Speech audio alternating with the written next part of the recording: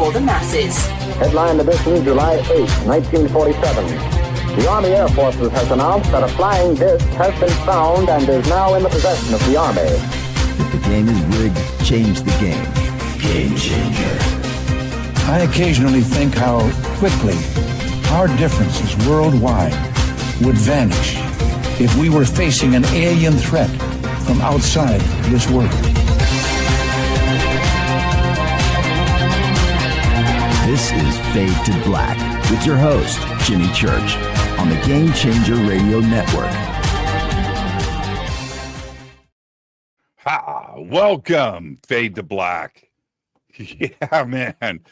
Today's Wednesday, August 26th, 2006. Well, I'll say that 5 times really fast. I'm your host, Jimmy Church.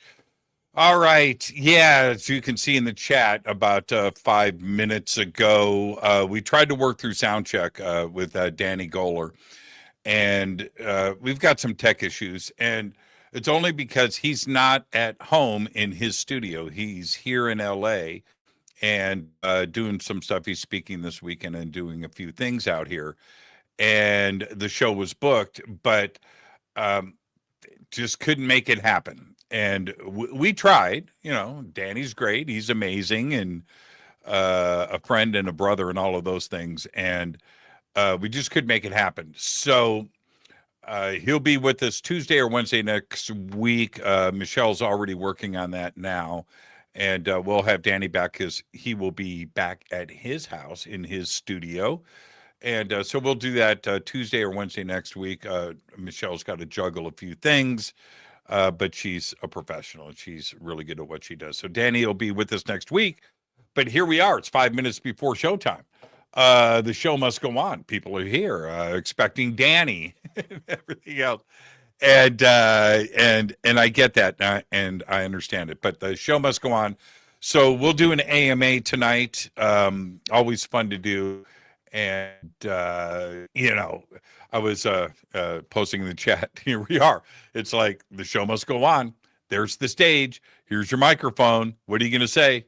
Make it smart. Walk out there and get it done. And that's it. That's it. You know, and so we're going to have some fun tonight. And a couple of things. So, yes, post your questions in all caps. And we can talk about whatever tonight. If you're here expecting a conversation about DMT, I'm all for that. If you have questions about it or anything, yeah, we can do that. UFOs, time travel, guitars, food, movies. What do I find interesting these days? There's all of that. And then I want to turn it around just a little bit because this is completely off the cuff and last minute fun. Okay. There's questions already coming in. Yeah, post your questions in all caps and I'll get to them. But I'm going to flip it around a little bit. So I want to talk about a couple of things. And I just stay with me. Just stay with me. I have my focus and my journey has not changed, but the view of it has. Let me explain. After the bus accident in Peru, nobody is ready for that. That's an impossible thing. Nobody's ready or prepared. And so that means me. I certainly wasn't.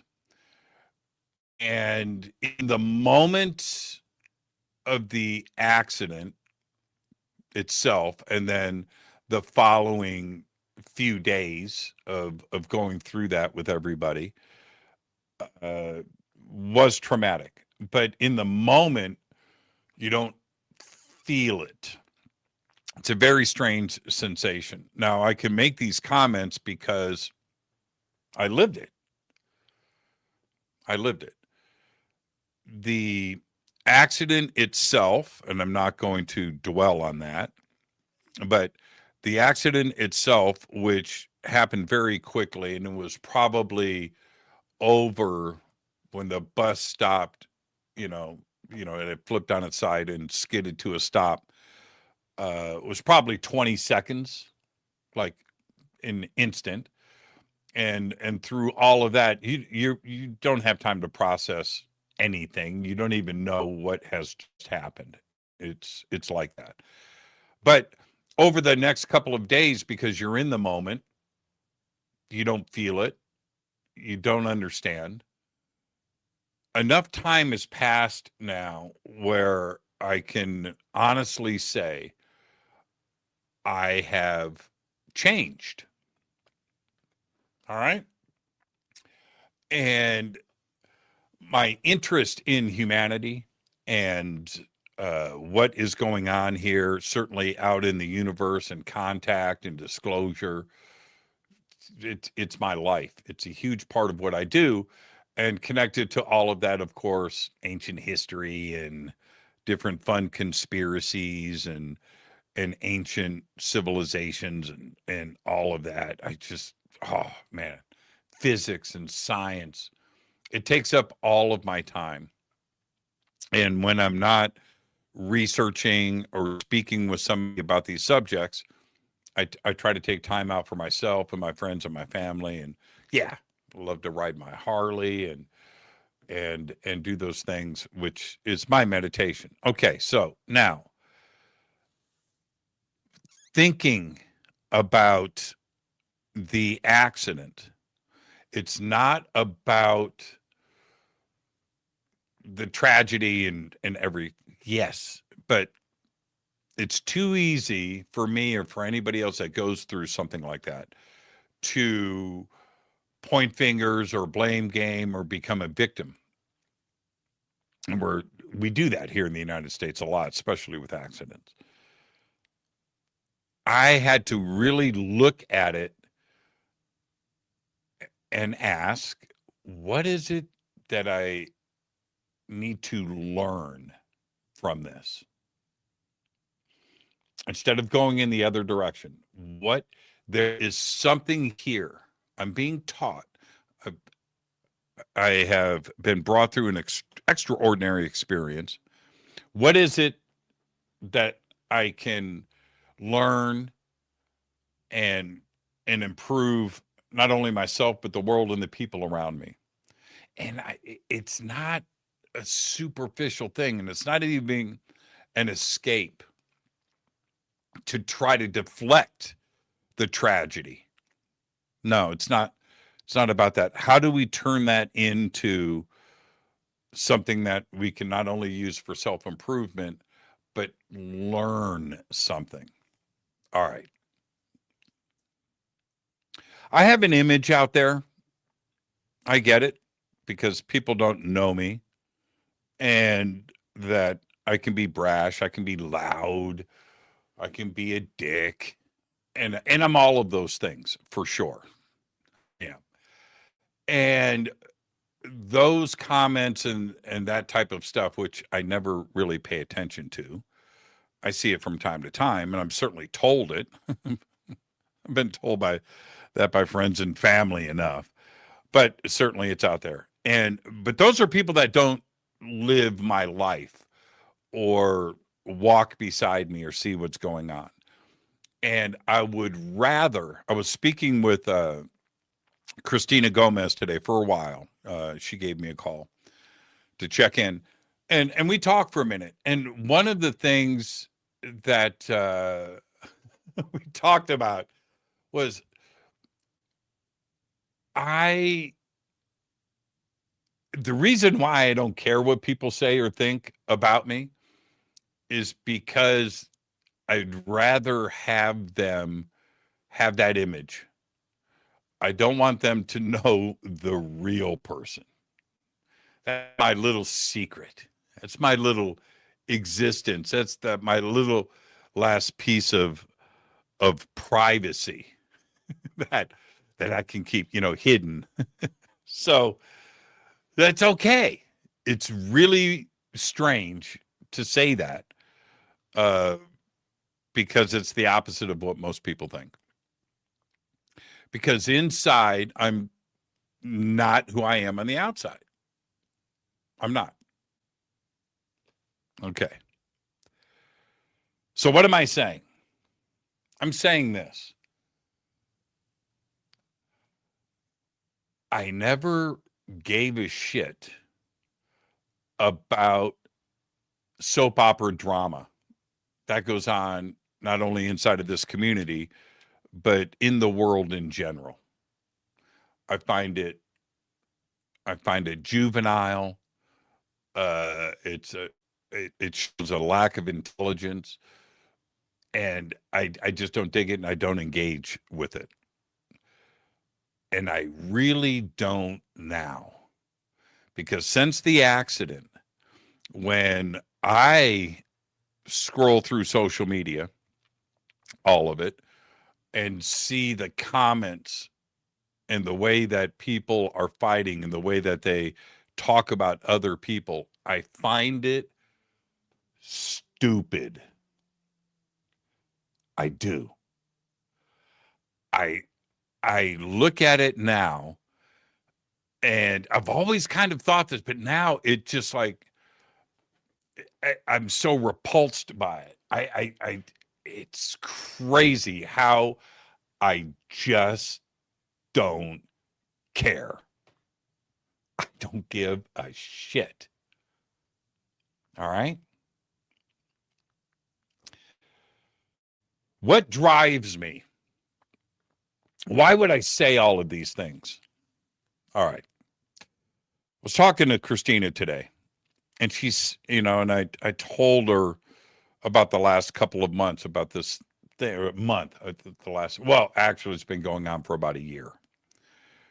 And I told her the story about what I did today and how good it just made me feel. She said, Jimmy, you should tell this story. She's like in tears. You should tell this. You should share this with your audience. I said, no, man, it's my secret thing. I don't no, it's just my thing. People need to see me as a dick. That's okay with me. Let them, they don't need to know about this soft teddy bear side of me that makes me happy.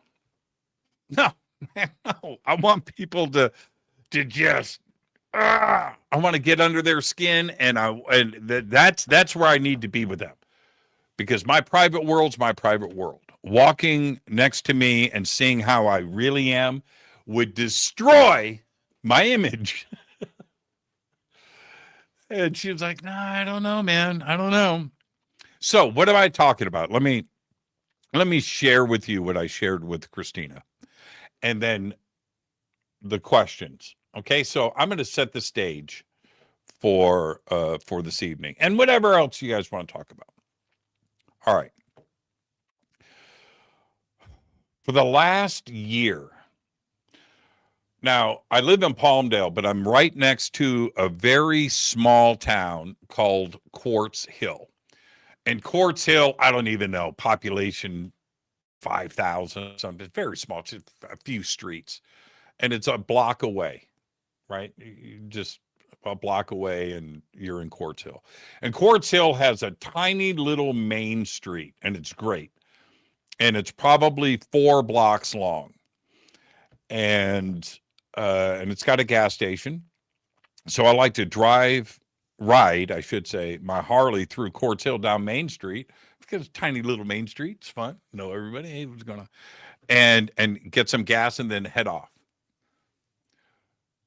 It's got, I think, 2 bus stops on each side of the street. That's it. 2. It's 4 blocks long. And for the past year, I have been seeing this homeless kid that lives at one of the bus stops. Now, I don't want you to picture anything crazy, because it's a nice street. It's a nice town. and he respects the bus stop. But he's always there. And behind, if he's not there, when I ride by, behind the bus stop is his little bundle of stuff, and it sits there. Nobody bothers it, but I see him every day. And he's just sitting there. And so maybe 3 or 4 months ago, before Peru, I stop. Right.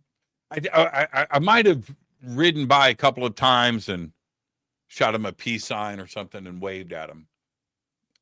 But 3 months ago, maybe 4 months ago, I decided to stop, and I do. I wave him over, shut my bike off, and I said, "Hey, man, what's your name?" He said his name was Mark. Okay, I'm just gonna leave that part there. I said, "Hey, man, I'm Jimmy." I said, I see you out here, all the time. I said, "Man, come here. What are you doing, man?" He said, "Well, I'm just trying to stay out of the heat." That's his answer. Reach in my pocket, pull out, I don't know, some money, hand it to him. I said, "Man, just take care of yourself, all right? I see you out here all the time." And I take off. So over the last 4 months, and I'm on that street probably twice a day if I'm in town. He's always there. And, I wave. I stop a lot, hand him, and I started talking to him. And over a string of conversations, I find out a few things. Where he sleeps at night, clean socks, just things, just talks to him, just whatever. And I told him at one point, I went through some hard times, really tough times. My life is good now, but I got myself out of that mess that I was in, and without much help, if no help at all. So I understand it. I know exactly what you're going through. And I said to him, one of the things that I knew when I was going through those tough times is how invisible I was. People don't look at you. They don't care. And when I said that to him, he teared up because he knew now this is a kid. He's a kid. He's probably 25 years old. And so earlier this week, I saw him like 2 or 3 times this week. Earlier this week, I pull up and I wave, and I wave him over, and what's going on? And I said, "What is it that you want to do? If you could do anything, what would you want to do?" He goes, "Man, I want to be a digital artist." Okay. Are you working on that? And he says to me, I was in the AP adult program and for digital art, and I got 3 of the 5 segments done in there. I've got 2 more to do. This is a homeless guy, homeless. But I don't have, they have the tools for me to use over there, but I don't have anything to work with. I said, "Do you have a cell phone?" He goes, "I do." I said, "Okay." He goes, "Limited?" I said, "Do you have the internet?" And he goes, "Yeah, He goes, "I do when I go to the library." He points up the street. So yesterday, I see him. It says 3 times this week. So yesterday I see him pull over. It's hot, man. It's 105 degrees. He's sitting at this bus stop in this insane heat, just sitting there, cars driving by, nobody pays attention. And just all day. So I pull up and we're talking again. And I said, can you get to the adult school? Well, I'm working on it. I said, well, I need a few. I said, okay, look, man. I'm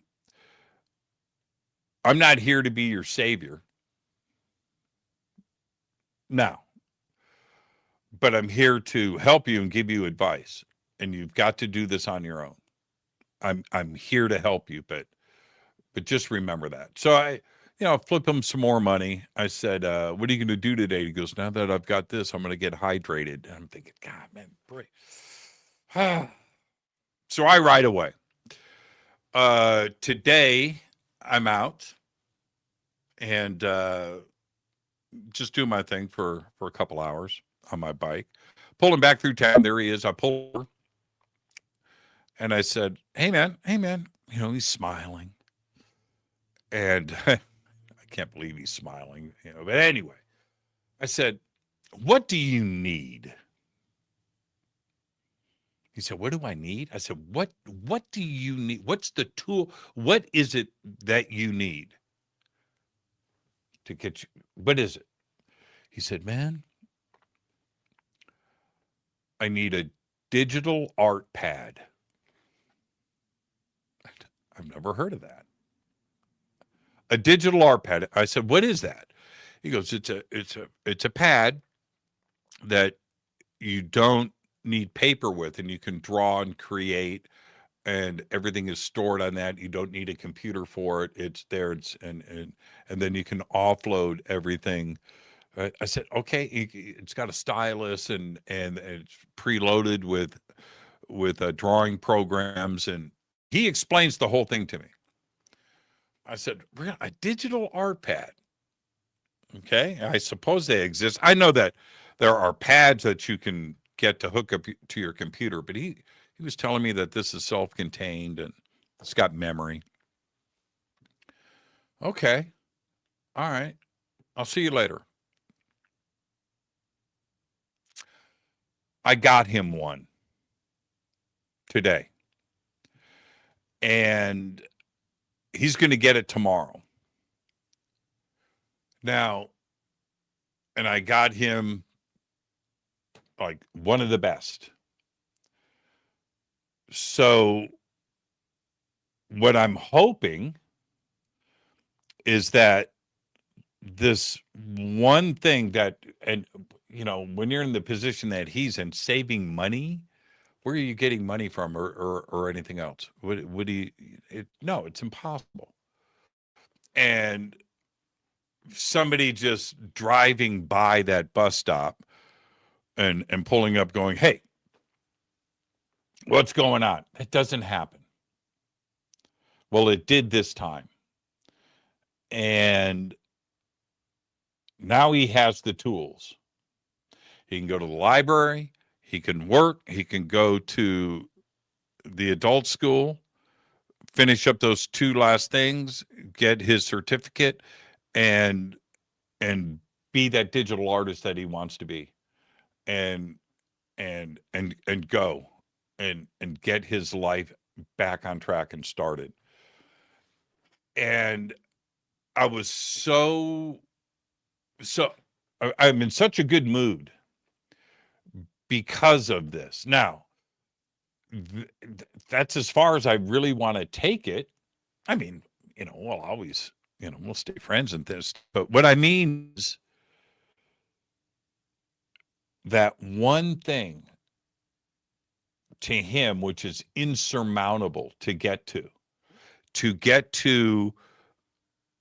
a digital art pad where he can express and chase his dreams, is a tool that he doesn't have access to. And it's a catch-22, isn't it? You can't finish the program over at the school if you don't have this, and you can't do your homework, and you can't do that, and you can't work, and you can't, and he's an artist and he can't express himself. And that one thing is holding him back. He had told me, he said, man, I don't have paper. I'm out of paper and pencils and color and stuff. And I have some things, but so I could get him paper. I can get him an art pad. But that's not what he needs. That's not what he wants. And he had told me, he said, man, it's going to be, $300, $400, $500. And but I'm going to get there. Well, I moved that obstacle for him. And tomorrow is going to be a different day. And he doesn't know it yet. And it's going to be fun. It's going to be amazing. And that's this story, this thing, that's been going on for the last year of my life and driving past him is something that I don't share. I don't talk about this, and people don't know about this part of me because it's my little joy. It's my bliss. And so call me the loudmouth brash all day long. I want you to have that image. That's the image that I want. The guy that's got too many motorcycles, too many guitars, is completely stuck on himself and full of himself, and his ego is inflated. And yes,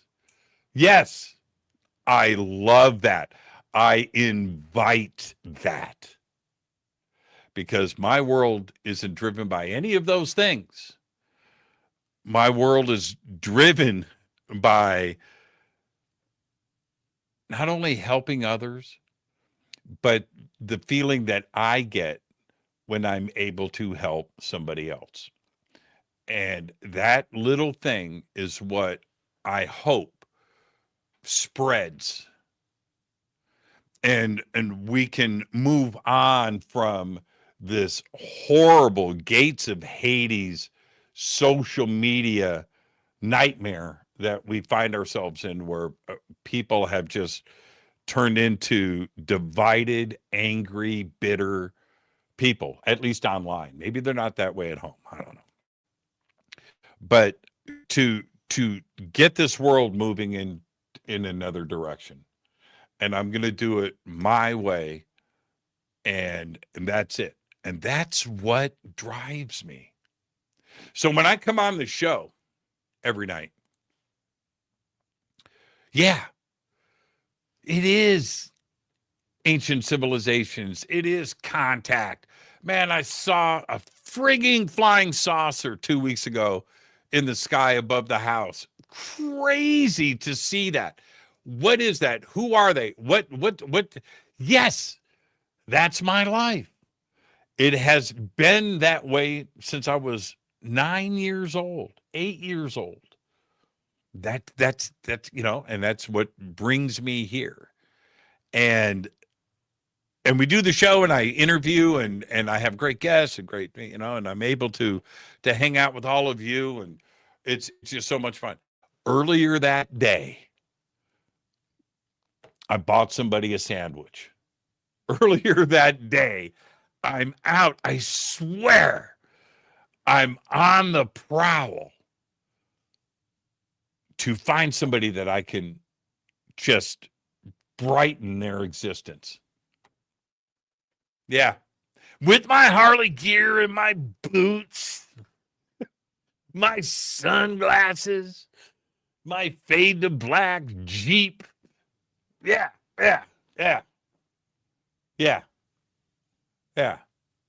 So now bring on the questions now. Here. Oh, man. I'm in such a great mood. The temptation for me, and I'll get to your questions in a second. The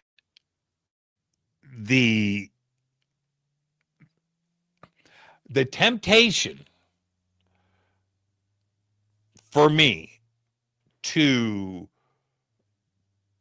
post a video talking about the drama that is going on in every aspect of this community, of the UFO and disclosure community. And it doesn't matter if you like the Galactic Federation or you're an experiencer, you're a witness, you're following the government's side of things. You've got a little UFO group and you guys get together and you sky watch, and there is nothing but drama. You're creating movies and the people, it's just whatever it is, there's just drama. So I know everybody. And I know who's full of shit and who isn't. And I could post videos commenting on this, and I can call people out. I can throw people, oh man, and dance on them with spiked heels, stilettos. But I don't, because that's not who I am, and I don't give a shit about it. I just don't. I just don't. I support this community. I will always do that. I will be that dick for the community. I will continue to put my foot and boot on the neck of the government and the power players here, and I will hold them accountable. I always have. I have high expectations. I not only high expectations, but desires on how I want this all to play out. And I'm not going to stop. I'm not going to stop. I'm not going to forget. I'm not going to move on. And I'm not some kinder, gentler host because of the accident and the trauma and the drama that I went through. All of that was a test. And the one thing that as we start to move on here, the one thing that I have absolutely 100% understood to be true is I don't give a shit about the soap opera. I don't. I don't read it. As soon as I see a little inkling of which direction it's going, I'm out. Don't read the comments. I don't read. I don't care. I don't care. Jimmy, man, have you heard about? No, I haven't. And don't tell me about it, because I don't care. All right.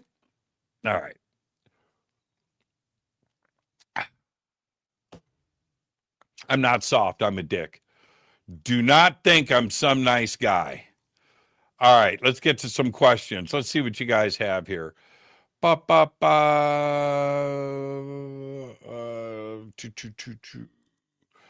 Okay, I am going.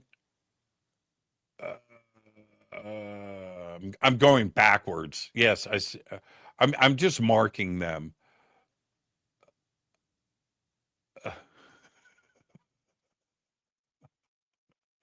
Oh man, that's funny. Yeah. Okay.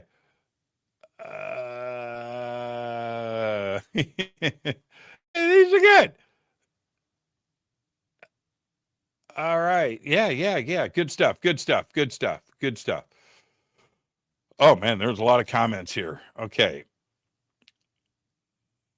Yeah, good stuff.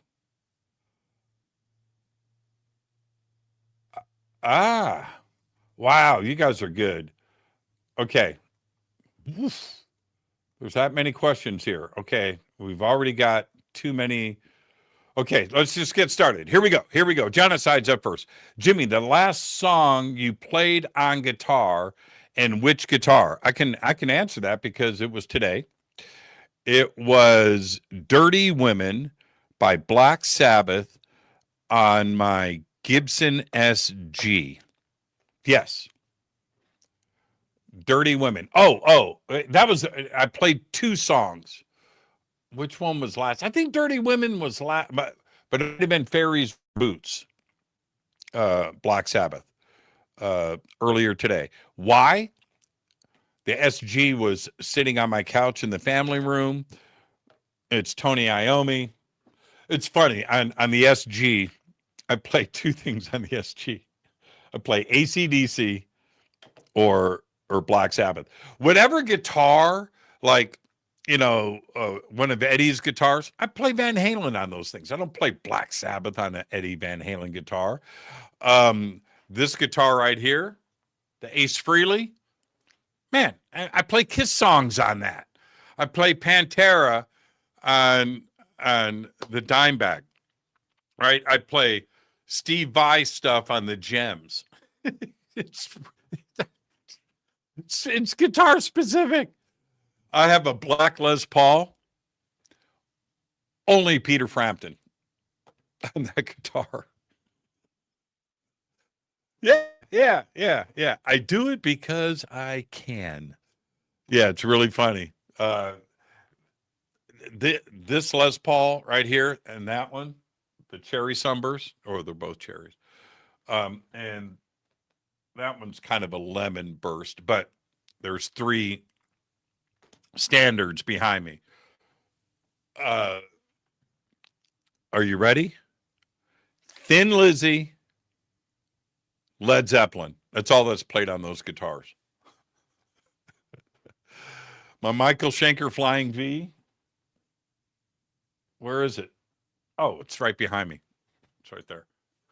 Only Michael Schenker songs. Okay, moving on.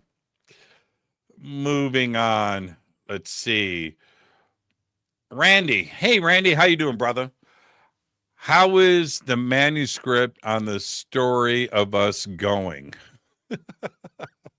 I like that. It's coming along.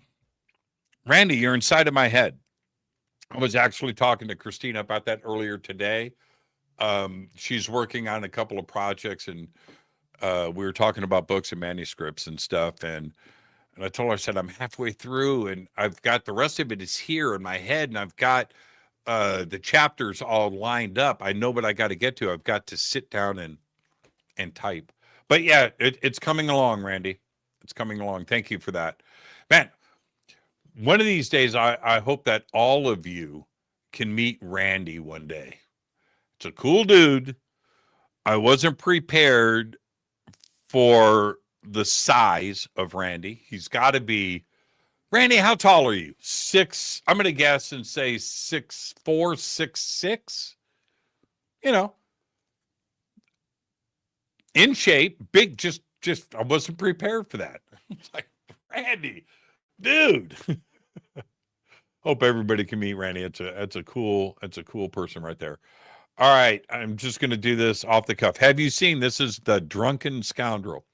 Have you seen the movie The Vast of Night? I love The Vast of Night. Released in 2020.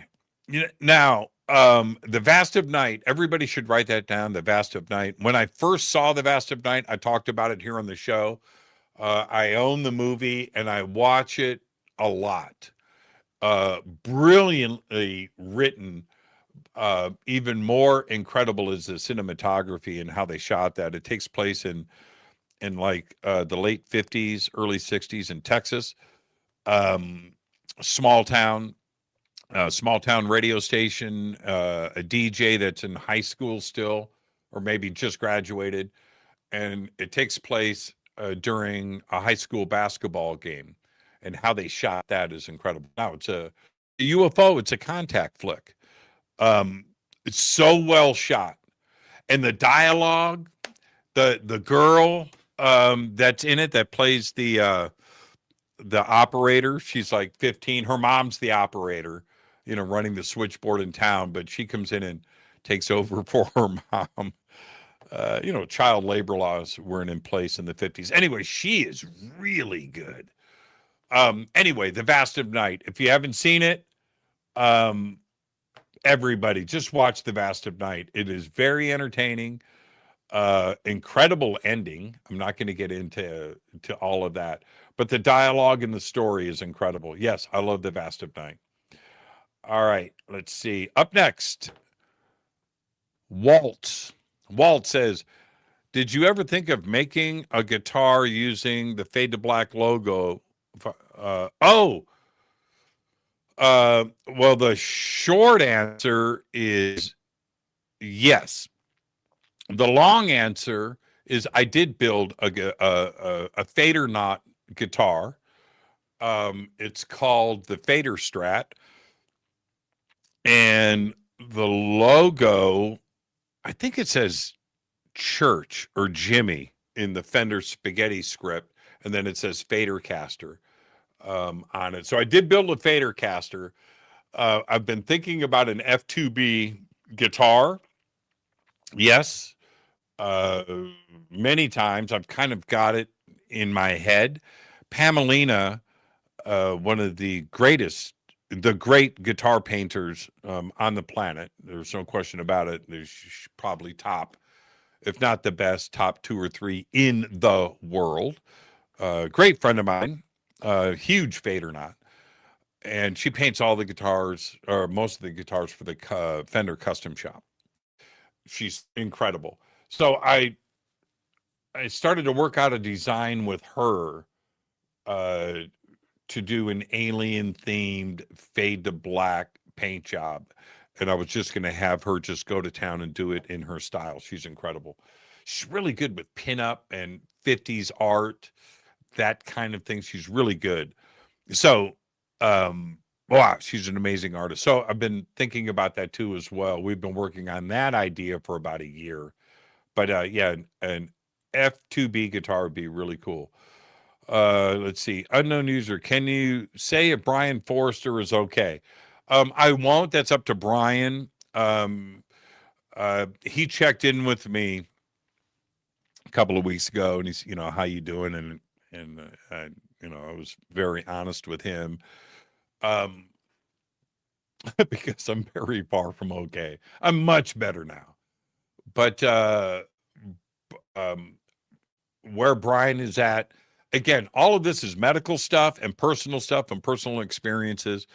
And I have to say, just like with myself, it's up to everybody else to comment on it or not. It's a very strange place to be, mentally and physically, when you go through something like that. So, no, I can't comment.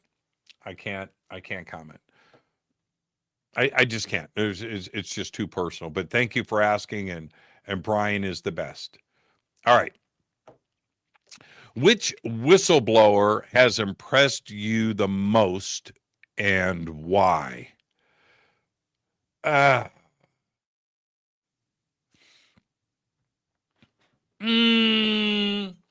would say Robert Salas. Now, he's old school, but he was also the first, right?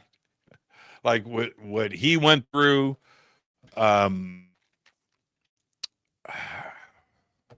what he went through, and for him to come forward like he did at that time, I think it says a lot. A lot. So Robert Salas. What I like about Robert is what I would love to see more from the other whistleblowers. If they want to take a page from the playbook on how to do it, follow how Robert did it. Robert gave the dates, the location, his unit, right? All of the time, names, it's all in there. And that's what is lacking with other whistleblowers. It's time to, if you're going to say, well, yeah, so the craft, and we got the craft, and we put it up with the helicopter, and we flew it to the base, or we were at this location, and we saw this, and the craft did this. Okay.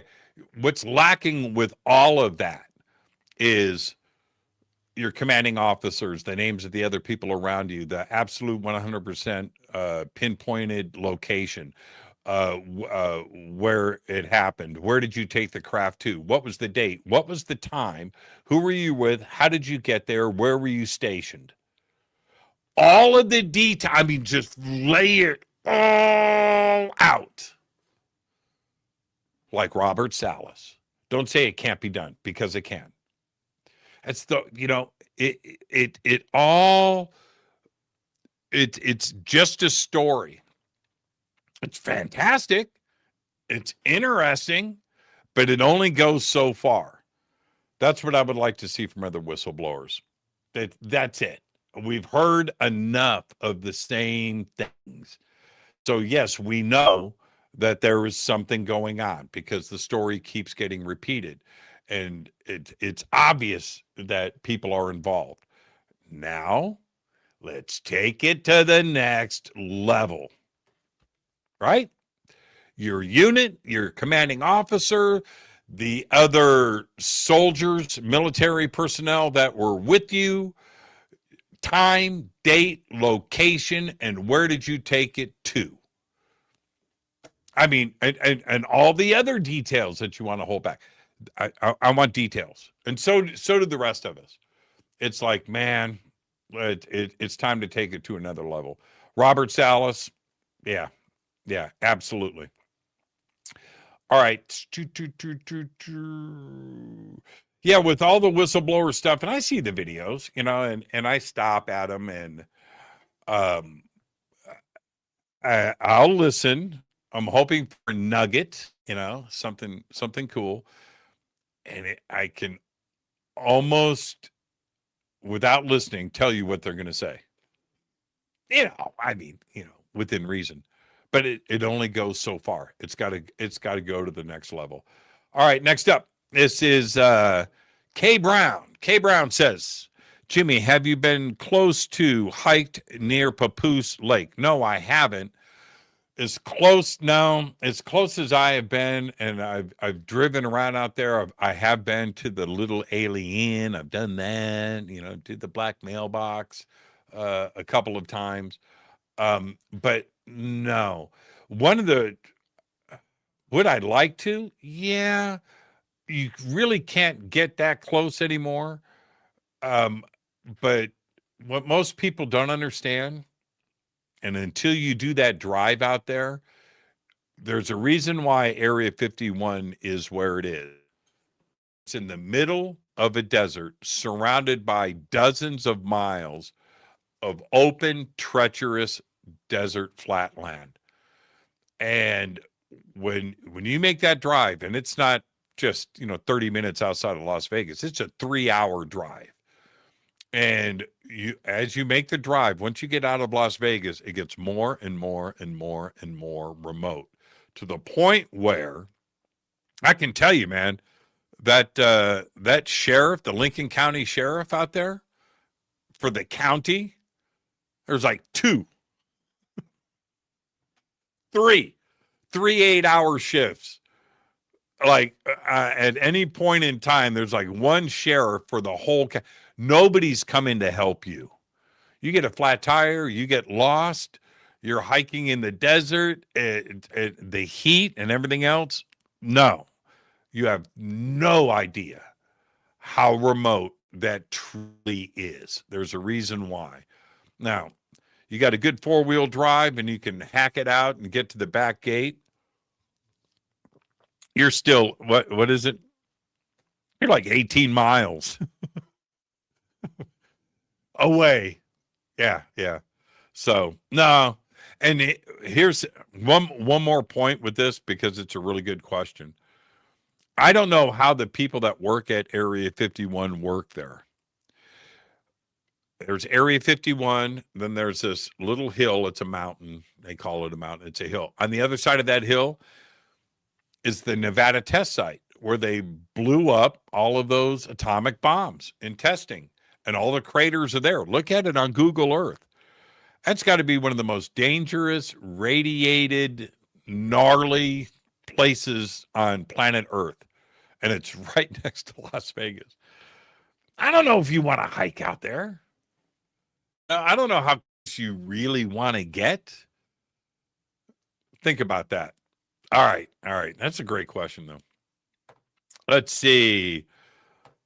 Jimmy, I want a story. You pick the subject. Carl, you're the best, man. Let's see. The first time Jimmy cursed in front of me, I was taken aback. See, that's another thing with public image. All right, coast to coast, can't swear. FCC, live radio, can't swear. Want to swear, can't swear. Television, want to swear, can't swear. Can't do it. Fade to black. So, in doing all the other stuff that I do out there, I used to, I probably did this for 10 years, 12 years. I didn't swear at all on Fade to Black because I didn't want to get into that habit. You know, if I'm using, curse words on Fade to Black, Monday through Thursday, and then I've got to be on Coast to Coast on Friday. What if I let something slip? Now my engineer's got to bleep it out, and then I'm going to get a talking to by the boss. So, no, I just didn't do it.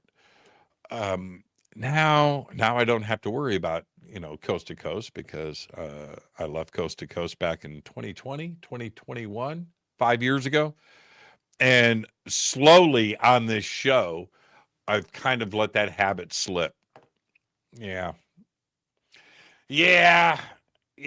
Now the real me, when we're cooking out at a campfire and Jonathan is sitting next to me, he's going to hear the real.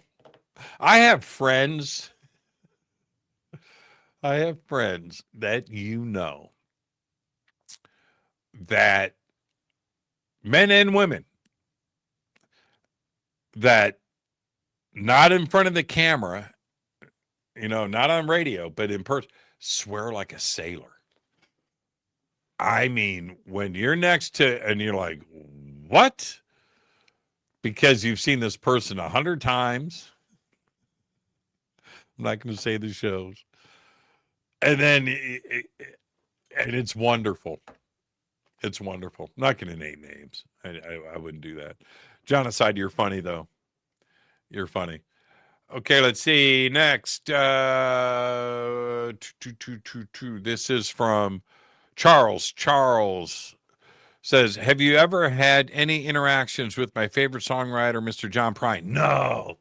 Oh. Wow. That would be cool.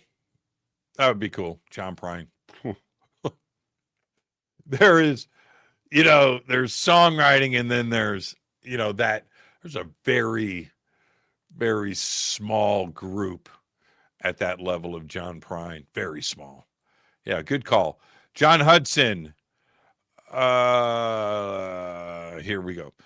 Did anyone else experience anything life-changing on Easter of this year?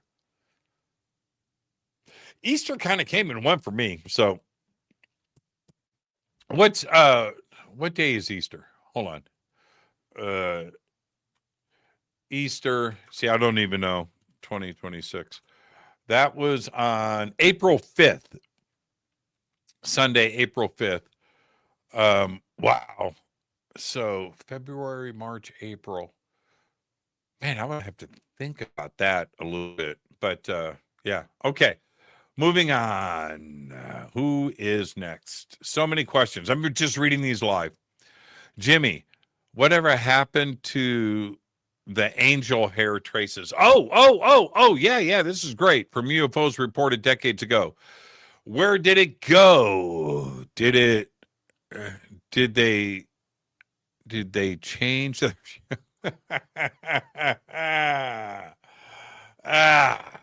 Yeah. So angel hair in the 50s and 60s was something that was witnessed and collected by a lot of people. There are a few cases that come to mind. But one of them was the soccer match in Italy, where a craft came over. I think that there was about 10,000 people in the stadiums. Well-documented case where this angel hair was like the exhaust or coming out of the back of this craft and fell onto the field and was collected. And that's just one, but that was a mass sighting. I mean, there was a lot of people there for that. what I have heard over the years, I've seen some photographs of this. Um, Angel hair, little vials with caps on the top, and the photography, and then a couple of days later, the angel hair that was in those vials was just like dust on the bottom, like it demolecularized, like came apart. The particles stopped bonding with each other, and I've heard that story over and over again. Now, the interesting thing with me when it comes to that, it's like, of course it's going to disappear. Of course, that's debunkers, right? The skeptics. So where's and I understand that, but it has been collected, seen, witnessed, and photographed a lot over the years. What was the case that Jacques Vallée wrote about? Trinity. Same thing there, right? And they had it for a while. The family would use it on their Christmas tree.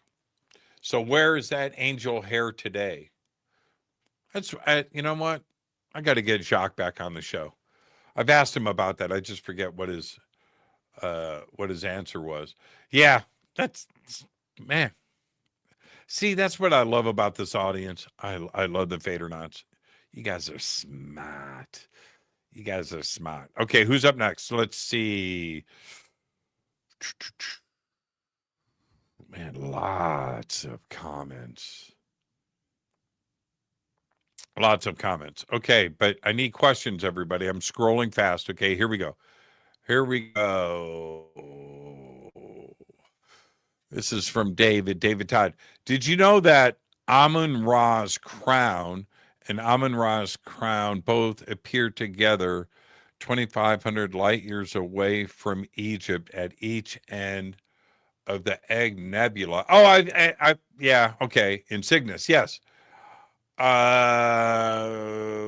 Is depicted by the Ankh. Yes. Yes. But I think even more crazier. I love that, David, by the way. You are engaged. I'm going to leave you with this, and then we're going to take a quick break. There are two crowns in Egypt.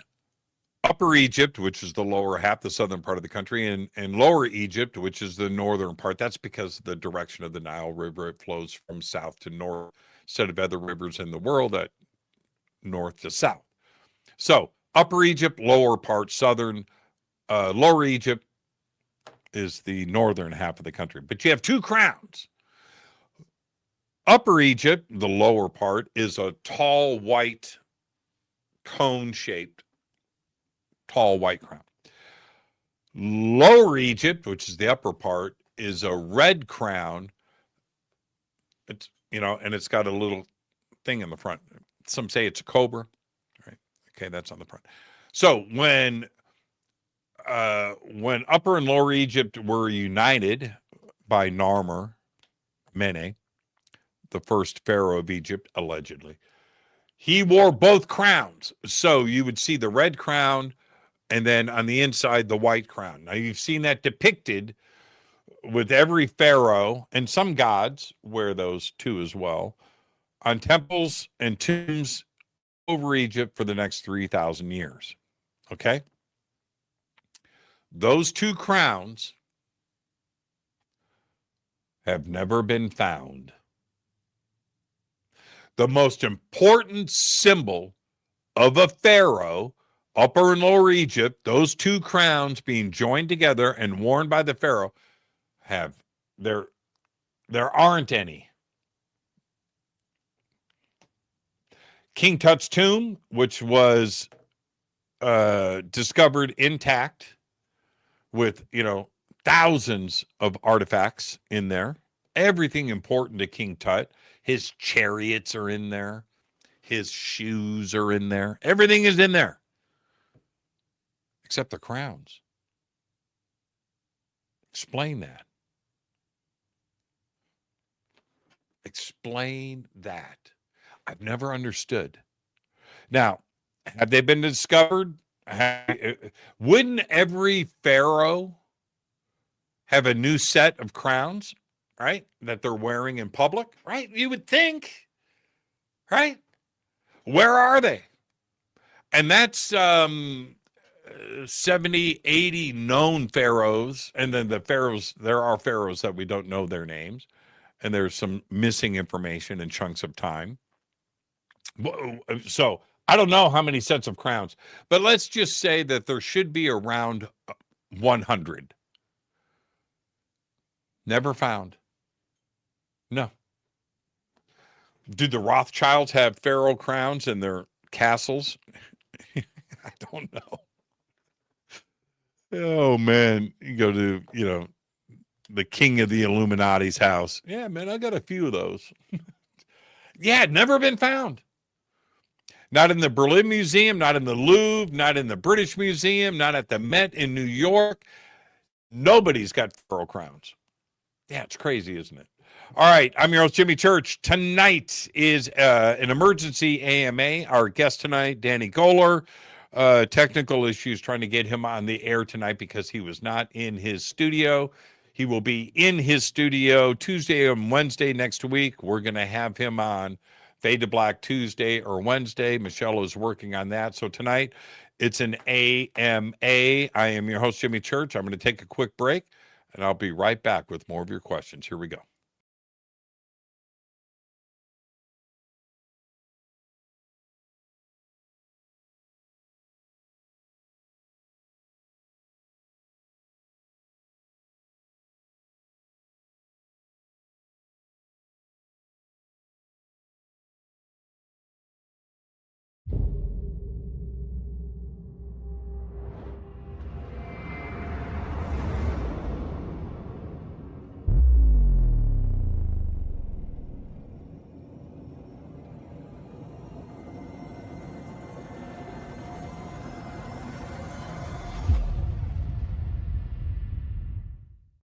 Subscribe to our YouTube channel to get your alerts and access to over 2,000 videos. Click that subscribe button right now. Watch Into the Vortex on Gaia TV. It's Fade to Black for the screen. Simple to do. Go to Gaia.com, search Jimmy Church, or click on the link below. Follow Fade to Black on Twitter at JChurchRadio. Get all of the show updates every single day. It's now called X, but who cares? Go to JimmyChurchRadio.com and become a Fadernaut. Get a membership. That's right. Everything is commercial free. You have access to downloads, and you get to call yourself a Fadernaut. River Moon Coffee, makers of the Fade to Black blend. Truly the best coffee on planet Earth. Just visit rivermoonwellness.com or their Amazon store. It's all simple to do. You can check out the Fade to Black blend, the Game Changer blend, or any of their Black Moon Wellness products. It's the only coffee I drink. It is the best, and it's Doc. Again, rivermoonwellness.com.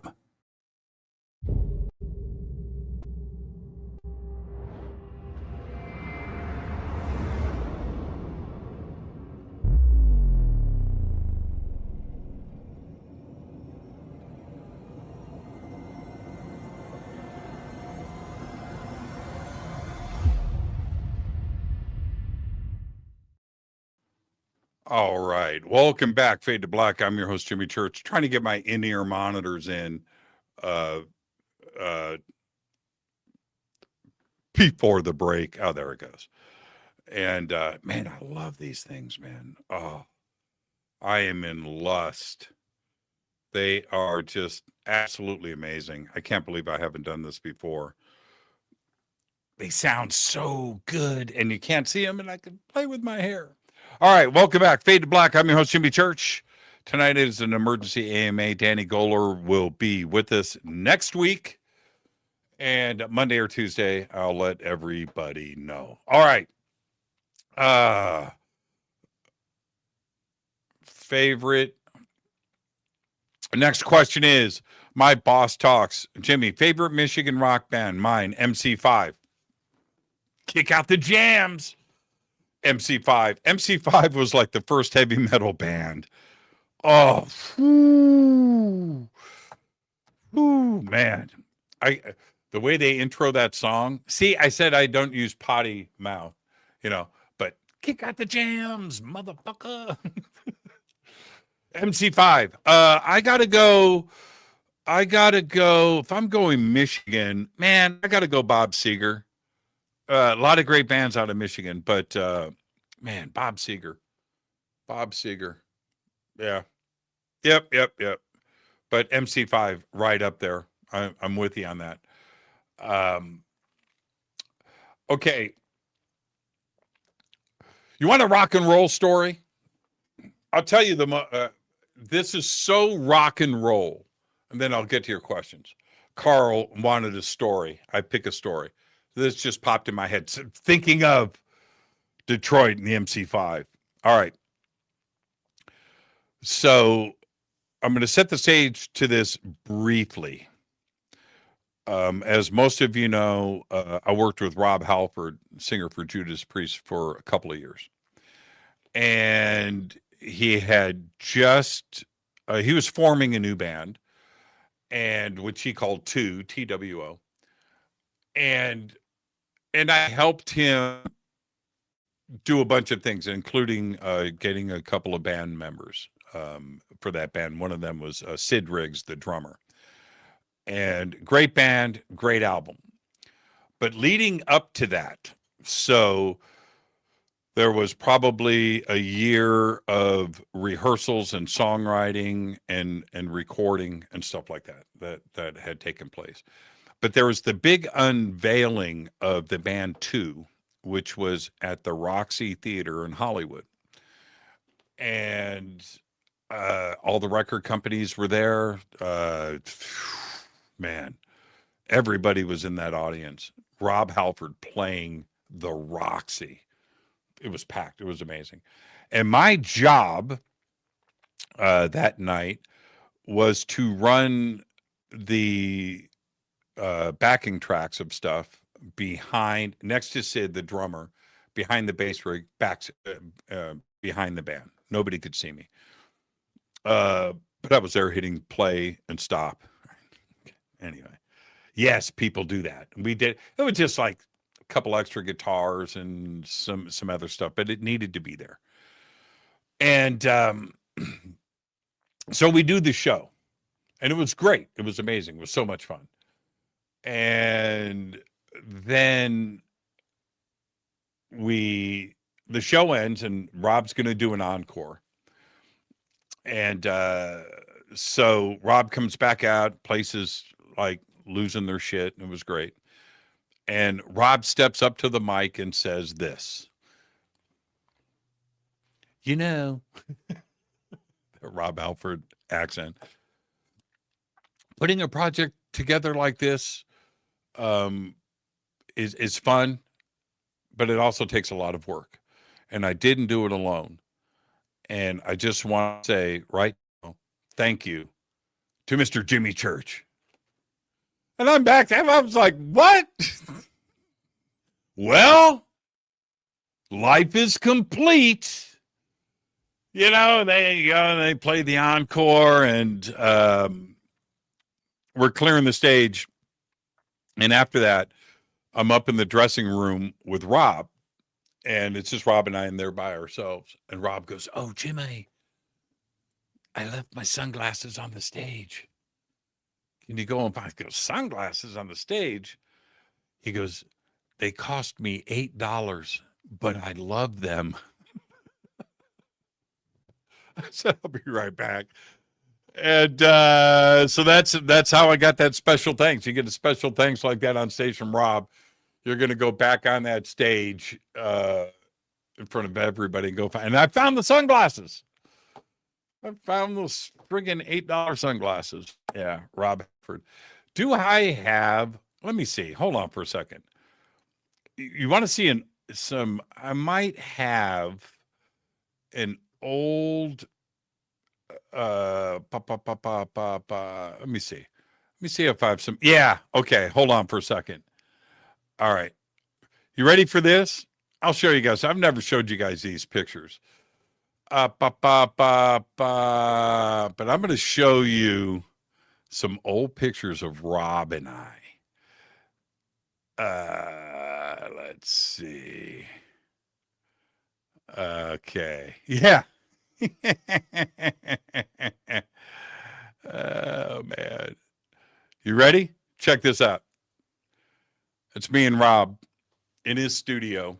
I'm going to say this was probably 1995.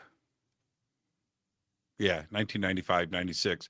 So I'm probably, gosh, man, I'm in my 30s. You know, I'm probably 32. Rob is, I remember his birthday that year. He was turning 44. Yeah. How crazy is that? Let's see if I have another one. I might have some other pictures of Rob and I. Let's see. God,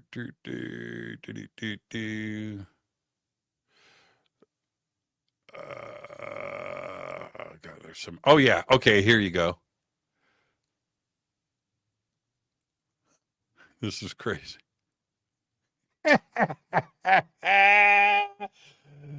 Oh my goodness. Oh man. I haven't looked at these pictures in years. I forget how funny they are. Just thinking about it. Yeah, here's I have other ones, but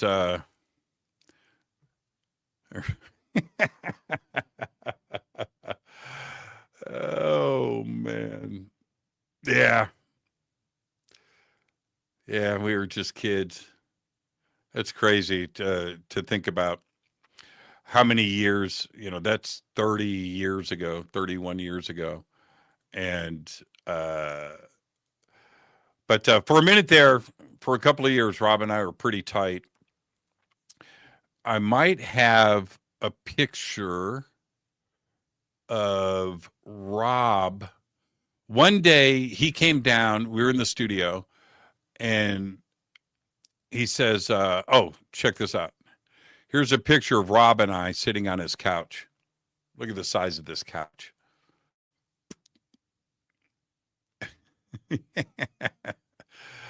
Oh my goodness. That's the studio all the way in the background. But he comes down and he says, I want to sing. Is the studio done? I want to sing. I said, yeah, I've got things.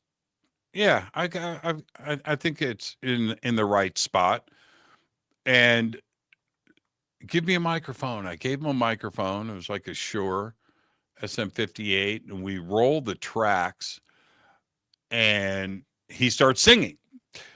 And I'm standing behind him, and I'm listening. He's sitting in a chair. I'm looking for the picture now. I don't know if I have it. And he's singing. And I snap a picture of him in his underwear, sitting in this chair, singing. And I don't see it here. It's a hilarious picture. Just too many photographs here. Too many. Okay, I'm already ready to move on. Yeah. Okay. All right. Enough Halford talk. Here's a shot. You might like this. There's me and Tony Iommi. Terrible digital camera back in the day, but there's me and Tony. Okay, moving on. Next question. Let's see.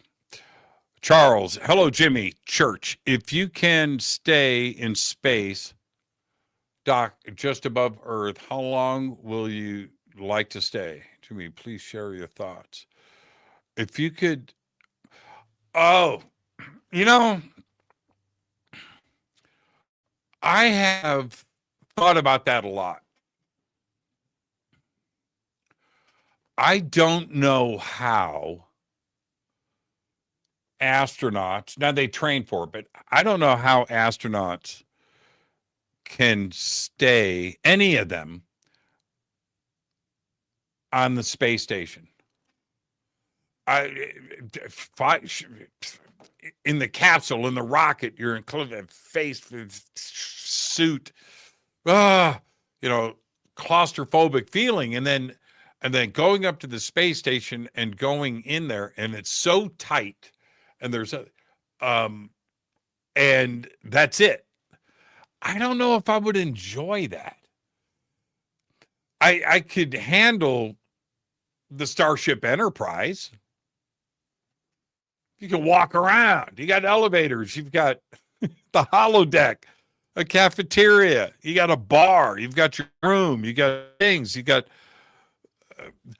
go see Scotty in engineering. You walk. I could deal with that. I don't have problems with cruise ships. Okay, but I don't know, man. I don't know. I just don't know if I could handle that. And I know you trained for it, but wow. Let's see. This is next. Is it Brooke? Brooke says, I don't have a question. I just want to say I love you and you do an awesome job. Thank you for that, Brooke. I don't have a question. Well, you're being honest. I like that. Maybe Brooke's got a question as we move forward here.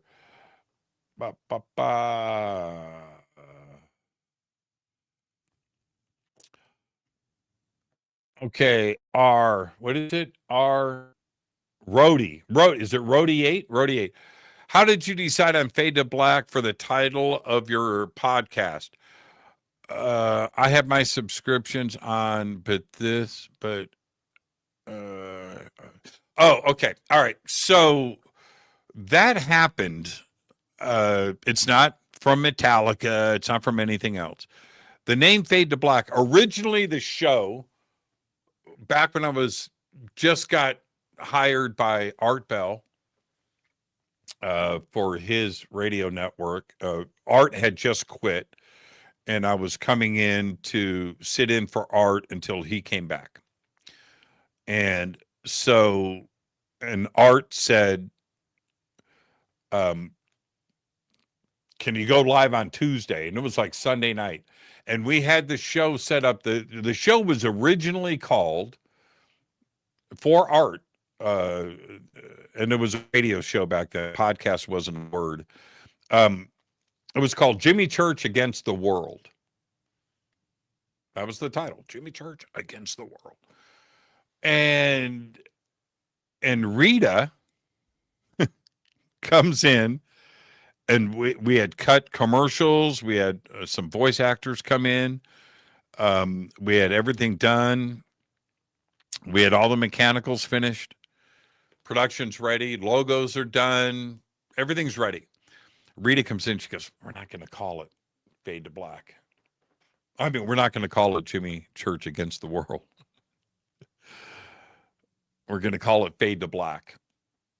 Now, and I knew where she was going with that because it was a running joke. This is where Fade to Black came from.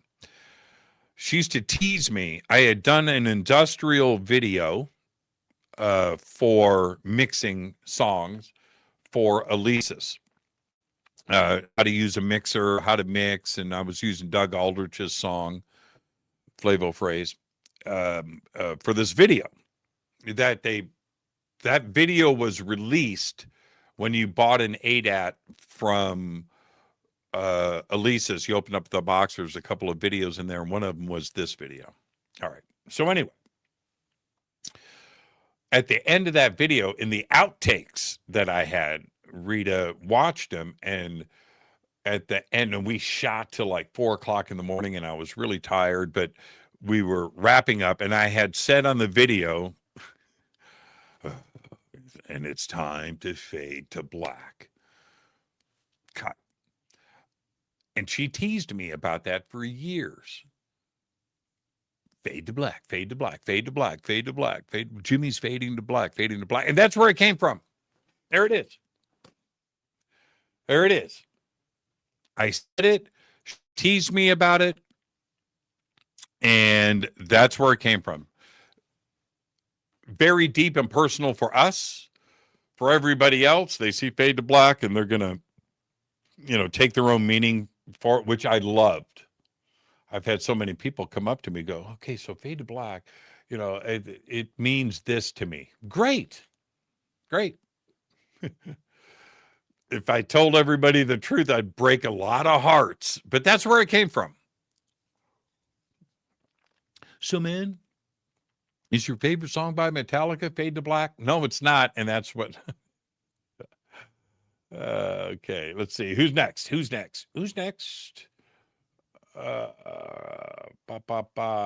Questions in all caps, please. I can see that I'm passing questions that are in lowercase. They're not going to get asked. Okay. This is from Cassidy. Cassidy, when you did DMT, did you see elves or beings? No. But I wasn't looking for that, and it wasn't part of my intention. I did ask the second time. I asked my guide about halfway through. It was great. It was amazing. I was in hyperspace for about 30 minutes. And so I'm not, time and space is all just, but somewhere during that, and we're walking, or no, we were on a boat. Yeah, we were on a boat. But my guide is behind me, and I've never looked at her, so I don't know what she looks like. I just know her voice. But I said, hey, what about the alien robots? And this is what she said. Not this time, Jimmy. I said, okay, all right. I didn't put up a fight. Just let it go. But it's never been part of my intention. The only other person that I ran into was also on that boat, and it was a friend of mine. Yeah. I'll say it. It doesn't matter. It was Thomas Jane, the actor. And I had talked to Thomas about this prior. And I asked him afterwards. So but no elves, no robots, none of that. But Thomas Jane, who looked like Elvis, he had a white leather jacket on, something like that, with diamonds on it. And he had an Elvis coif. But anyway, so he turns to me and looks right at me, and I'm looking at him, and he goes, "Isn't this great?" And I go, "Yeah." And he turns back around, and then that was the last. So, but I asked him later, I said, "Man, did that happen? Have I come to you in a dream?" He goes, "No." I said, "Okay, all right. I'm not going to bore you with the story, but yeah." So I did see Thomas Jane.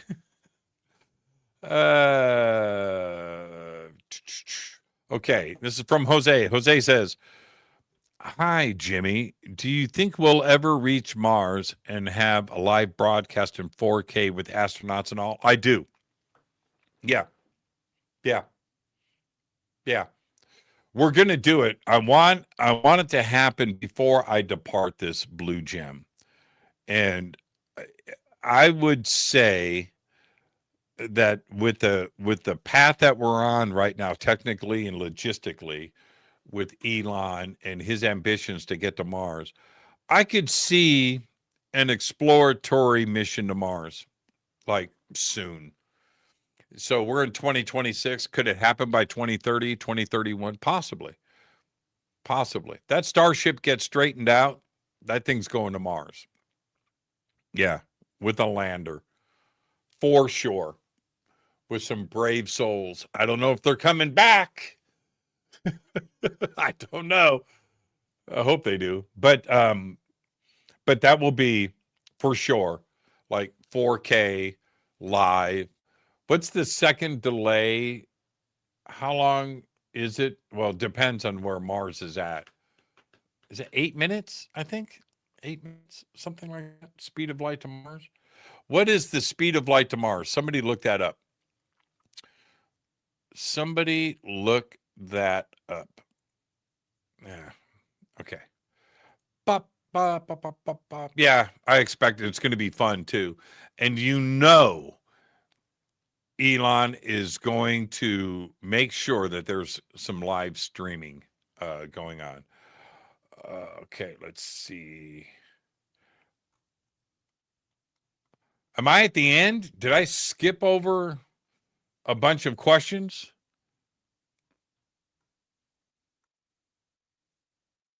Wow. Okay. If we're at the end, unless somebody's got something else, 3 to 22 minutes. The speed of light, yes. No, it's 186,000 miles per second, Cassidy, not per hour.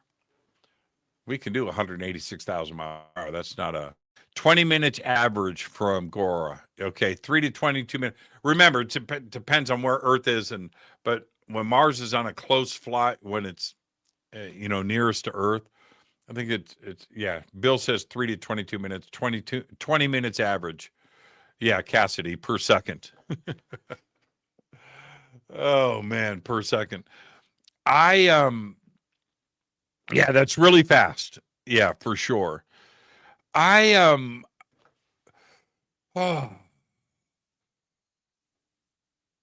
when it comes to the question of are we alone? Well, we're not.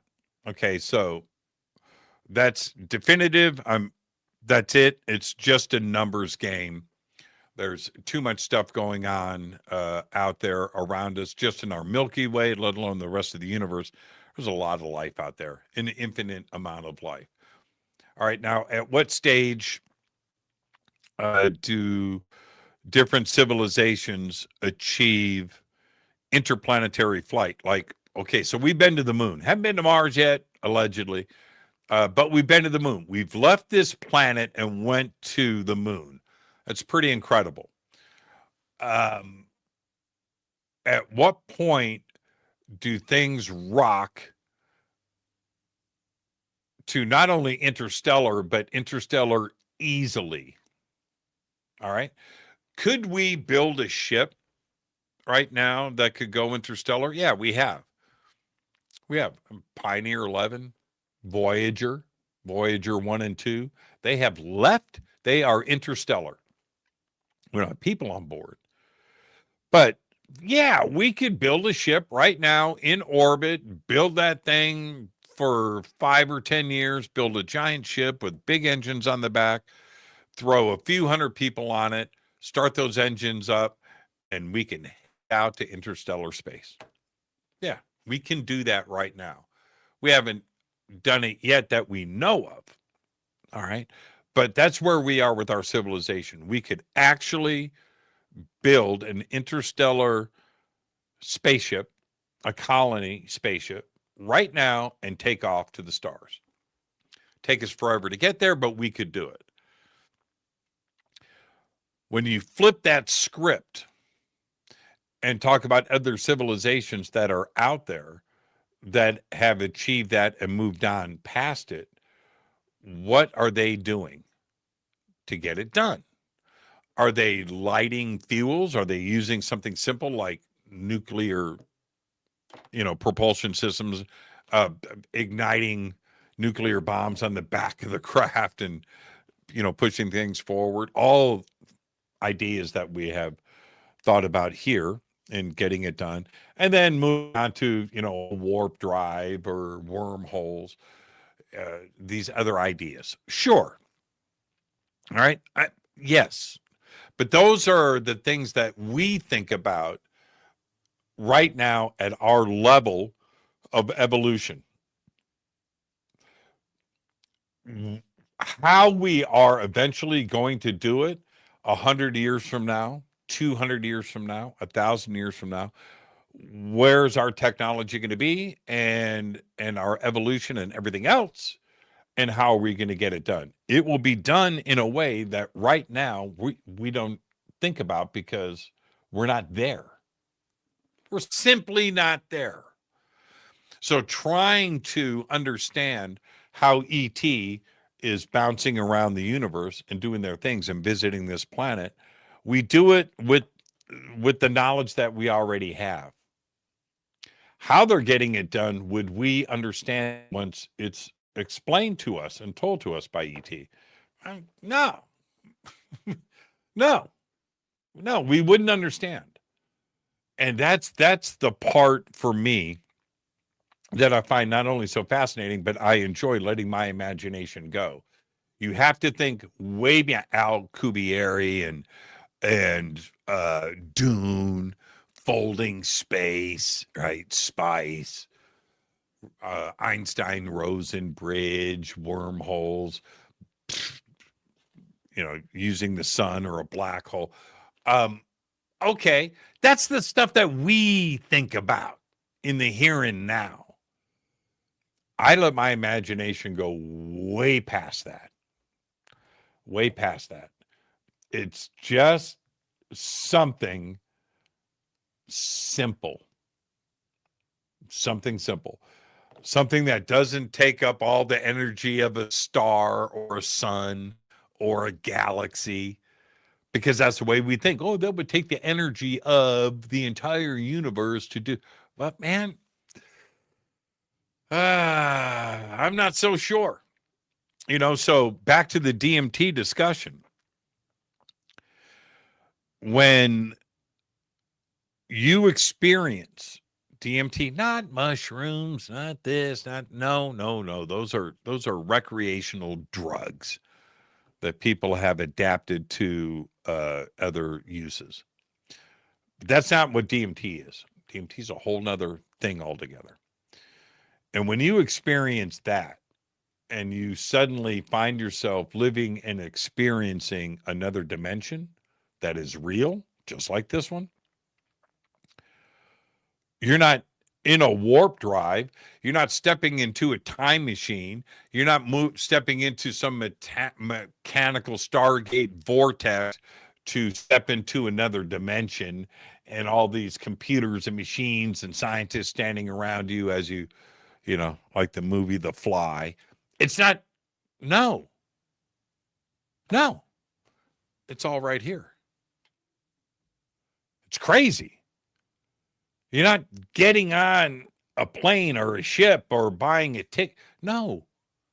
It's instant, now, easy, and simple. And you are literally in another dimension. That type of simplicity is what I'm talking about with ET. However they are getting it done, it's easy and it's simple. Which is the opposite of what science wants to dictate here. Science wants to make it impossible and difficult and years ahead, and there's more work that needs to be done. Okay. I just don't look at it that way. I think it's something super easy that doesn't take energy. Something that takes years to get to and to understand. But once you're there, it's got to be super easy. And I'll paint another picture for you. The idea of what we do every single day, right? Every day, you jump in your car, you hit the engine start button when it used to be a key. Remember those days? You hit your engine start button and you drive. You drive at 50 miles an hour, 100 miles an hour, 80 miles an hour. It's easy, fun, simple. Super simple. You put on your shoes, you put your license in your pocket, and you go and do it. And what makes you do it? You just go, I want to do it. That's what it is with ET. Okay, let's go there now. Okay. There isn't logistics and support and this and that. And it's simple. But we haven't gotten there yet. We don't understand. And the idea of what a car gives us today, talking about that 500 years ago, talking about that 200 years ago, the birth of this nation, the idea of that when there was gas lamps and horses, were your transportation mode, and a wagon, a carriage, a boat with sails on it, no motors, no steam engines, to the conveniences that we have today, where you can go to an airport, get on a plane, and fly to Europe because you just want to. And you wake up in the morning in Los Angeles, and that afternoon you're in Paris. That's crazy talk, right? But it's easy, it's simple, and we've got it all figured out. That's the way ET is dealing with things, and we just don't have the ability to think through that, and I just think it's really simple. Now, I also believe that this is through my own experiences, that there are metallic, physical craft that are visiting us. I'm talking about a craft built, a craft with people on board. Okay, there's that. There's interdimensional things that are happening. One dimension into this dimension. That's happening. There are energetic craft that we can see, but we can see through. What is it? That's a technology that we just don't understand. There's that. There's has to be robots visiting this planet. Robots. Why? Because that's how we're going to do it. One day, human consciousness is going to be loaded into an android robot, and that android robot with your mind in it, your consciousness that doesn't have to sleep, eat, get sick, none of that. It's awake, it's alive 24 hours a day for infinity. That android is going to fly the ship out and take off and fly for 10,000 years. That same idea has to be visiting Earth. Has to be. It's an easy way to get things done. All right. So you actually have a real conscious mind alive inside of the android that doesn't have to sleep.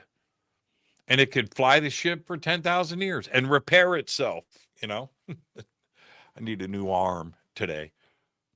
Yeah. It has to be all of those things and more that are interested in us and visit us. There's the alternative view looking at that, like I do, is quite frankly wrong. It's not one species. It's not one advanced civilization. I cannot stress enough for those out there that don't think that ET is visiting this planet. You know what they don't understand? That when they walk in their backyard at night and look up at those 5,000 stars that you can see with the naked eye from horizon to horizon, that every one of those stars has a planet. Every one. And every one behind it and underneath it and to the side, to the edges of the universe. Planets everywhere. That's it. How many how many planets with life on it don't want to be found? Okay. Maybe they've gotten to a point where they just want to do their own thing until their star starts to go supernova and they have to leave the planet, where they don't want to be discovered. They're not sending out signals. They're not how many? There's, I would say, not only a lot, but that's the safe place to be too, as well. Don't discover us. Yeah. So out of what's up here, just in your backyard, how many of those planets have life? Right? Out of those 5,000, 1, 2, 50, 100, I don't know. But out of those, how many are looking at us and don't want us to discover them? That's another thing to ponder and to consider. I have no idea how many civilizations have come and gone out there. Right? It's talked about a lot, where technology gets to a point and it takes over, and they wipe themselves out for whatever reason. There's a lot of reasons. But how many? Well, here on Earth, no, you need to stop right there. Here on Earth, we have been sending signals out to space for 150 years, going back to Marconi and Tesla and radio towers, 1870, 1880, 1900, right? Okay, this is just 2026, people. So we've only lit up the universe at the speed of light for the last 150 years. Prior to that, what would you have seen prior to 100 years ago, 200 years ago? What would you have seen here on Earth? London at night with, again, gas lamps. Prior to that, what? Campfires, right?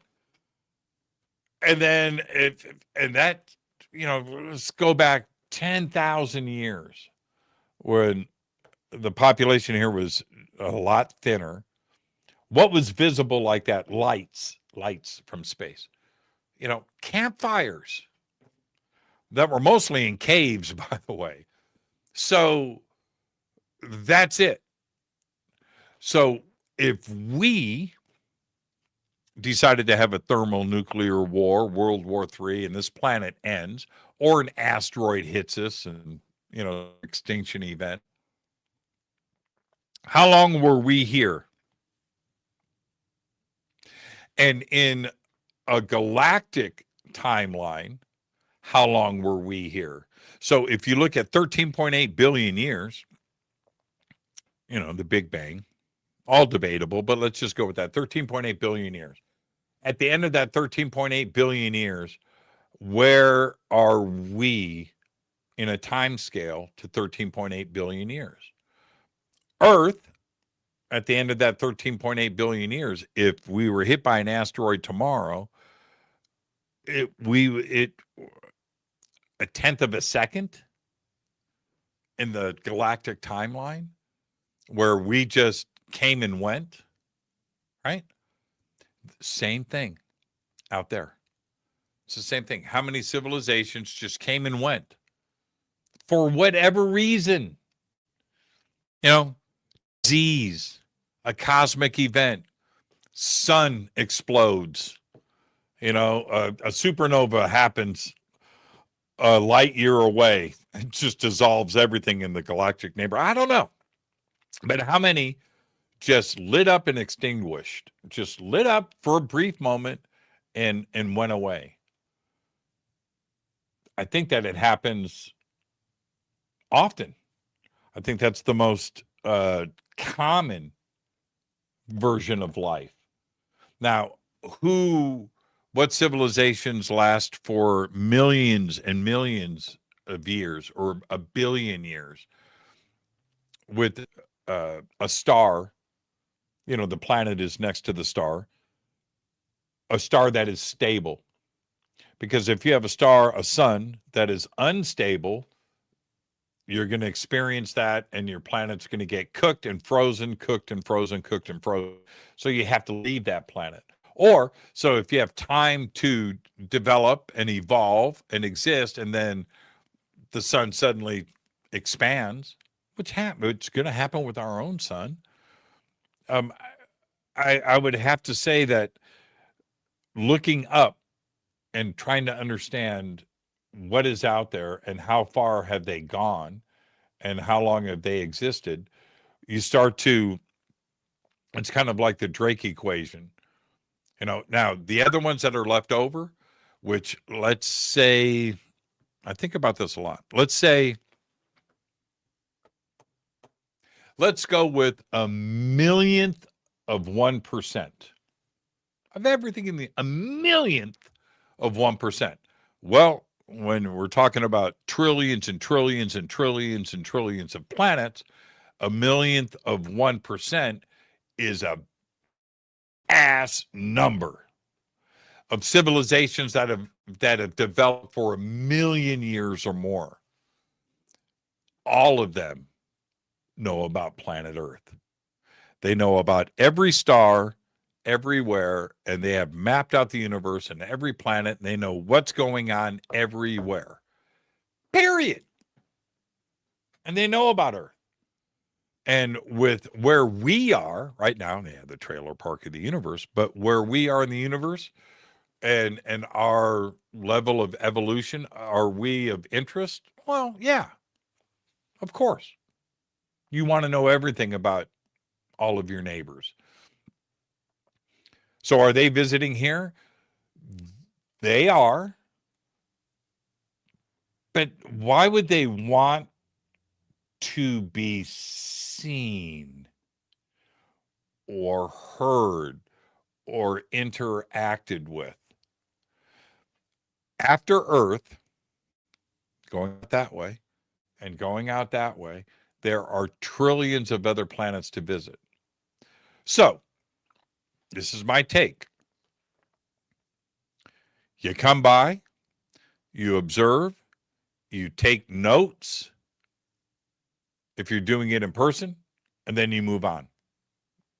You're bouncing over. A couple seconds later, you're 10 light years away, at another star, at another planet. And you continue that journey. That's what you do. Why would you stop here and hang out? What would you gain from it? I don't know. Not much. So that's my view. I would say at this stage of the game, probably hundreds of sightings. And I've had probably a couple of dozen that have been absolutely mind-bending, incredible. Right? That is not us. And so when I see that, I know that we're not alone. But here's the other point. This is my own observation. No two sightings of mine have been the same. Not even remotely close. They've all been different. Remember the green chrome ball? Right? When was that? 2015? Green chrome ball takes off from the ground, scoots across the desert, takes off and flies into the stars. And we all watched it, and it took about 5 minutes to happen. That's the only time I've seen that. So if you see that, you're assuming that all ETs are green chrome balls. If that was my only sighting. The beer can, again, and that was daytime with friends. We all saw it together. A ginormous craft, but that was metallic. It was black with a chrome top and bottom, but that was a physical craft. Saw it with my own eyes. We all did. and it was huge. That was in the middle of the day. What was that? I don't know. But was it the green chrome ball? Two different things. Acted differently too, as well. So you can't put them in the same category. You can't do it. That freaking, I keep calling it a flying saucer. The flying saucer that I saw in Sedona, up at the airport, that thing was low. I saw it. It flew right over us and went over the trees. There were three of us there. Saw that together. Michael of Sedona, said to me a few months ago, he said, Jimmy, to this day, that was the best sighting I've ever had. And I happened to have it with him. That was low, man. It was just right white too. That was white. Saw another one in Washington. Again, it was low, but that one was like a dull, flat, white, glowing thing. But on the inside of it was like pink lightning. And wow, that was pretty nuts. We heard that one too as well. There was probably 75 of us standing there. We were cooking and eating outside, and I will never forget that one. Again, all different, and I can't in any way think that is all in civilization that is visiting this planet. That's just my take, but I'm pretty solid on that. And one of the reasons why I've never talked about this before on the air, but one of the reasons why I'm so curious about other witnesses and other sightings, not only the experience itself, but photographs and video and things that support it, and what other people that were there to see it, what were their takes on what they saw, because it's always a little bit different. Everybody's got their own. When you go to Cash Landrum, or you talk about Rendlesham, you talk about Betty and Barney Hill, or even Travis Walton and what he saw, every one of those is completely different. They're not the same. We do have cases of things being similar and identical. The McMinnon photograph in Oregon, that same craft was photographed very similar with that little radio antenna thing coming out of the top of it in Europe. At the Santiago Island in Brazil. That's and you look at that, it looks very much like McMinnville, and it looks like the images that were taken over in Europe, all around the same time. So is that the same, or is that us? Is that us flying our own craft? I don't know. But that's the other thing that is so fascinating to me, that supports my hypothesis that most of what we see here are one-off singular visits. That's it. Quick drive-by. You've seen it in Star Trek, right? Oh, this is an uncharted, unmapped, undocumented planet, and number. Blah, blah, blah, blah, blah, blah, blah. Okay, all right. It's like that. I mean, we're just one of trillions and trillions and trillions of planets, trillions of planets, and so there's so much to go see and discover, and so a lot of what we see here and experience are just one-off visits, and then they're off visiting the rest of the universe. Let me see if I can get in a couple more questions here. Let's see. Here. This is from Susan Powell. Hi, Jimmy. Do you ever have a meet and greet in Boulder between filming at Gaia? Ah, so you live in Boulder. No, I've never done a meet and greet. That's a great idea. You guys down for that? If I had a meet and greet in Boulder? Yeah, I could do that after the filming, not between the filming. Before the filming, I'm working. I have to prepare for the show, the shows. But after filming, yeah, I could do a meet and greet in Boulder. Yeah. Maybe, well, we could do it definitely at a restaurant, but we could maybe I could book a banquet room at one of the hotels and have a meet and greet, hang out. That's a great idea. That's a great idea. You know what? Let's do it. I'm going to do it. That's a great idea, Susan. Thank you for that. Let's see. Have you ever, this is Brooke. Oh, hi, Brooke. Have you ever heard of any experiencers being put through tests? Yes.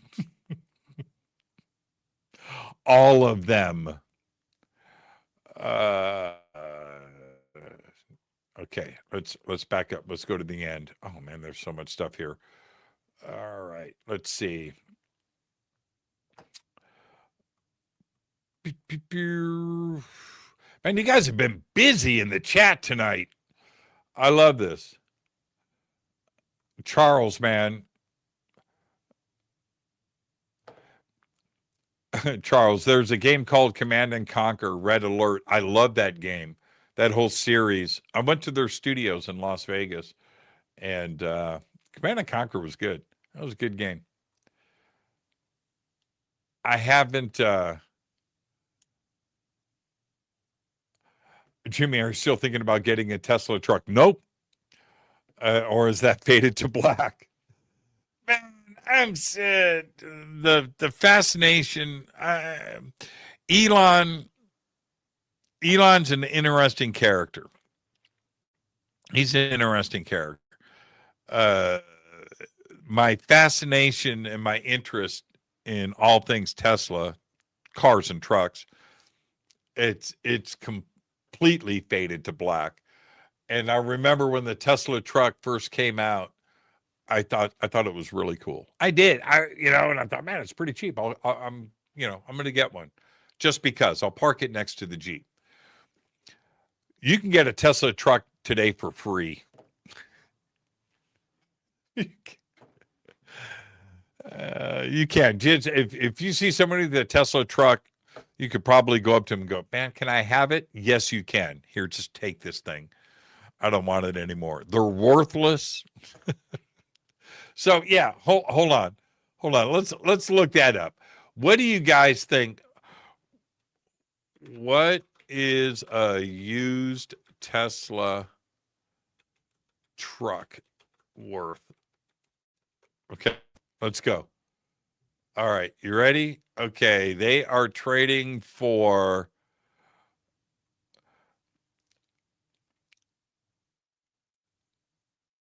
$45,000. 45 grand. That's for 2024. Yeah. You could, so yeah, there you go. So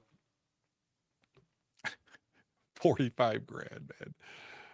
Less than a Honda Civic. I don't know what cars cost. I have no clue. I've had my Jeep now I got it in 2019. It's a 2020. It's now 2026.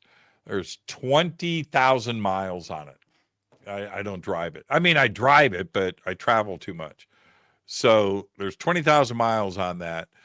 I haven't been in the car market now for a long time.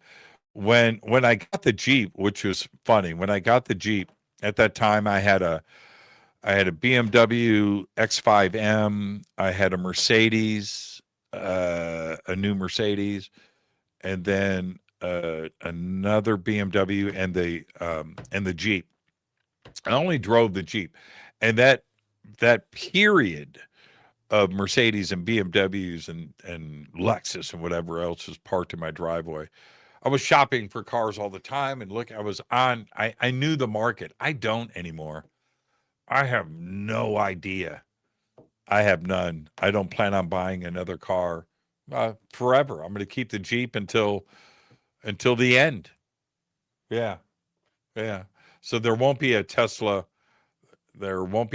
truck in my future. There will not be. I'll see if I can squeeze in one more question. Let's see. Yes, it was in Las Vegas. Yeah, I forget the name of that studio. I would have to look it up. Command and Conquer. Command and Conquer. Red Alert. Let's see. Here you go. Okay, the studio was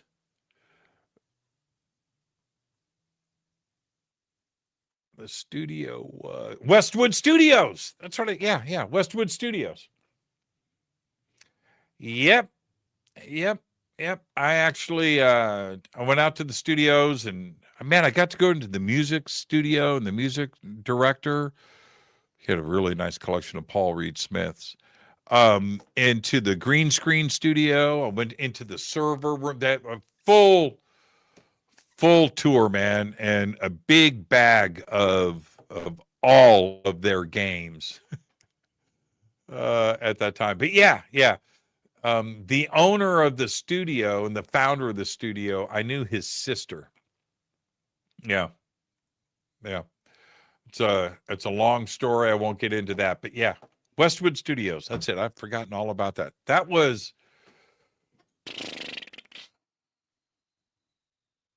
95, 96.